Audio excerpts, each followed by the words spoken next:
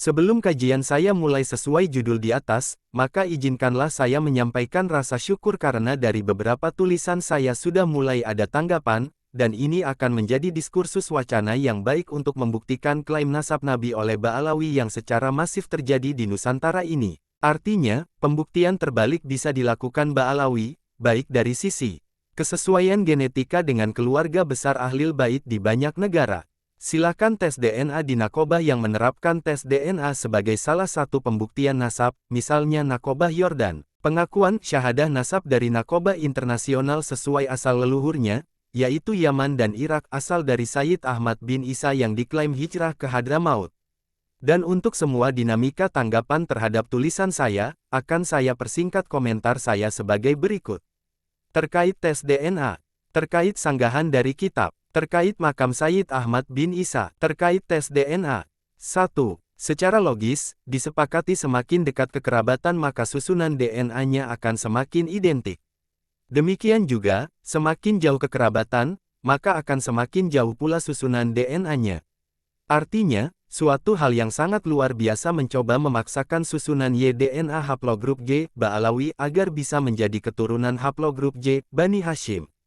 Sementara tidak adanya pembuktian dari kesinambungan kitab nasab, maupun syahadah resmi dari Nakobah dunia. 2. Secara ilmiah, kromosom Y-DNA dari seorang pria akan diturunkan secara turun-temurun kepada keturunan laki-lakinya, demikian pula dari Imam Ali akan menurun kepada Sayyidina Hasan dan Hussein serta keturunan lurus garis laki-lakinya.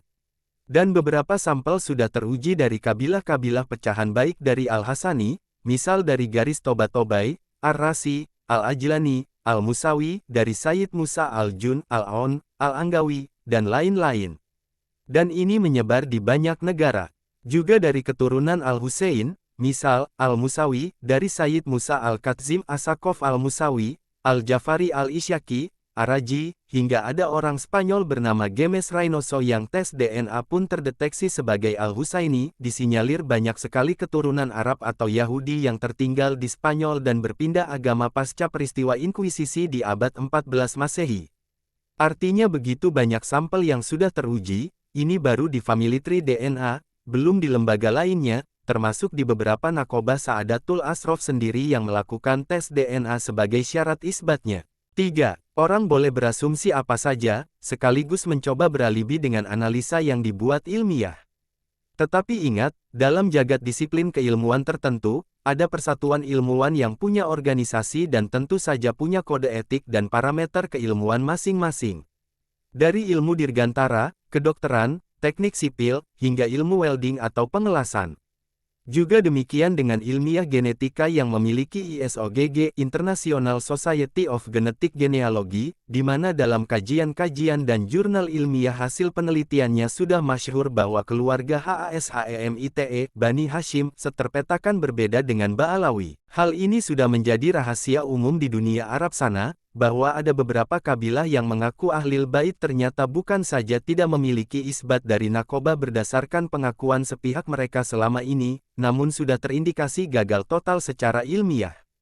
Dan ini termasuk Ba'alawi Sadah yang bercokol di Hadramaut Yaman. 4. Mencoba mengaburkan hasil tes DNA dengan stigma, Darwinisme, DNA produk Yahudi atau teori genetika masih debatable, dan lain menurut saya boleh-boleh saja. Tetapi ini jawaban saya, kalau mau dibenturkan dengan Darwinisme, jelas tidak relevan karena ini hanya sebuah teori bukan hukum, dan sudah gagal sejak awal dikemukakan. Sebagai sebuah teori sah-sah saja dalam ilmu pengetahuan. Kegagalan Darwin terletak kepada missing link, ada mata rantai yang hilang, terutama melonjaknya volume otak 3x lipat dari kera menjadi manusia, tanpa ditemukan bukti nyata evolusi yang memadai. Lalu tuduhan bahwa tes DNA adalah produk Yahudi, propaganda Yahudi, atau proyek Yahudi, DEL.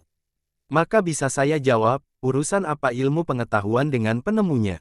Iptek itu berdiri di atas dasar yang kokoh, yaitu akal sehat dan seluruh bangunan teoritis, hipotesa maupun hukum-hukumnya sendiri secara tertib dan disiplin. Kalau dikaitkan dengan Yahudi, memang harus jujur banyak ilmuwan brilian dari ras ini, Einstein, Oppenheimer, dan masih banyak selain sains juga di segala bidang keilmuan lainnya.